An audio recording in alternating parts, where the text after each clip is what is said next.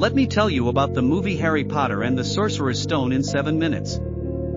The headmaster of the School of Witchcraft and Wizardry, Albus Dumbledore, along with Professor McGonagall and the Keeper of Keys, Rubeus Hagrid, arrived on Privet Drive to leave a child on the doorstep of Muggles, which is what ordinary, non-magical people are called in the wizarding world. The infant, Harry Potter, was given to his only relatives, Mr. and Mrs. Dursley, after the death of his parents.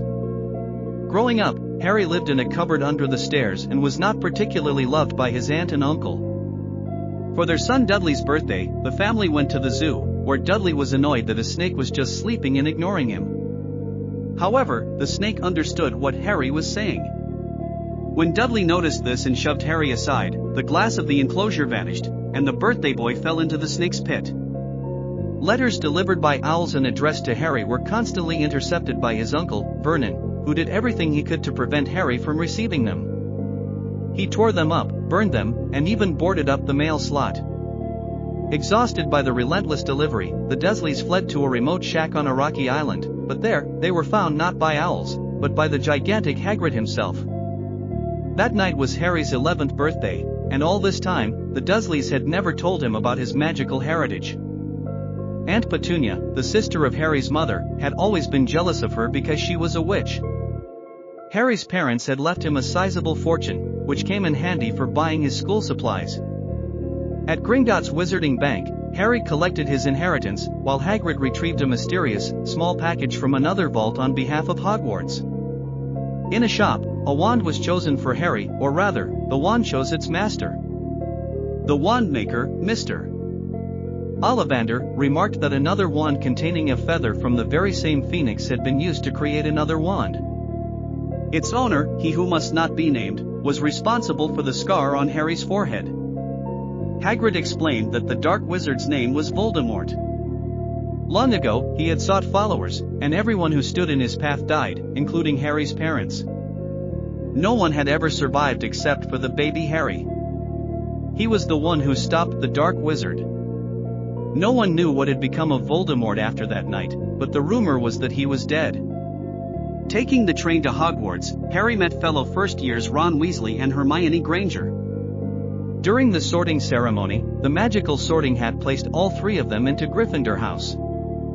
Other students were sorted into Slytherin, Hufflepuff, and Ravenclaw. During a flying lesson, an unexpected incident occurred. Neville Longbottom broke his wrist and dropped his Remembrall. Draco Malfoy picked it up, but Harry seized it back, demonstrating his natural flying skills.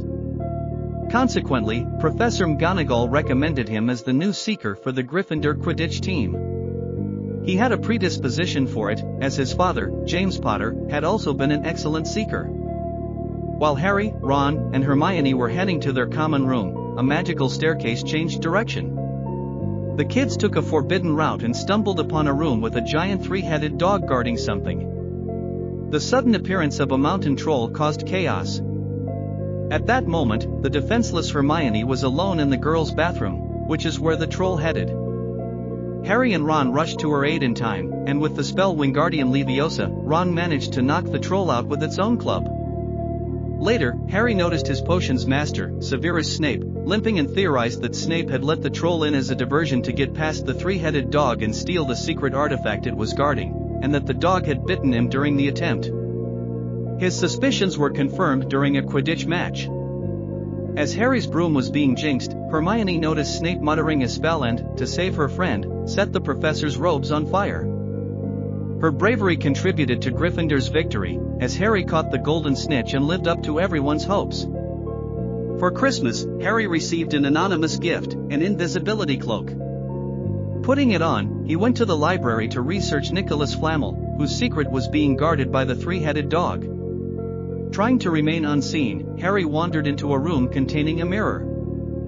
In it, he saw the reflection of his parents. Dumbledore later explained to the boy that the mirror shows one's deepest, most desperate desire. Hermione discovered that Nicholas Flamel was the creator of the Sorcerer's Stone, which was what the dog was guarding. As punishment for being out of bed at night, Hermione, Ron, Harry, and Draco were taken into the Forbidden Forest. There, Malfoy and Potter saw a cloaked figure drinking the blood of a dead unicorn. A centaur saved the boys and explained the blood's magical properties. Drinking it would save someone even on the verge of death, but they would be cursed for life. Young Harry deduced it was a weakened Voldemort, trying to restore his strength. A mysterious stranger gave Hagrid a coveted dragon's egg. The delighted half-giant didn't realize he was inadvertently revealing the giant dog's weakness. It falls asleep instantly upon hearing music. The three young wizards made it past the sleeping dog, which was lulled by the music of an enchanted harp. They then had to win a life-sized game of wizard's chess to proceed further. Thanks to Ron's self-sacrifice, Harry won the game and reached the final chamber, where he found Professor Quirrell standing before the Mirror of Erised.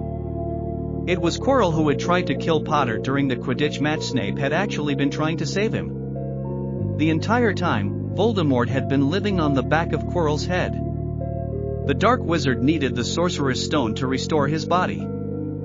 The stone appeared in Harry's pocket, but Quirrell could not take it from him. The professor died, and the spectral form of Voldemort fled to an unknown location. Albus Dumbledore explained to Harry that the stone would never be taken by someone who wanted to use it for selfish gain, which is why it went to him. The extra points awarded to them allowed Gryffindor to win the House Cup at the end of the school year, and all the first-year students returned to their Muggle homes for the summer. If you enjoyed this summary, please give it a like, subscribe to our channel, and watch more with us.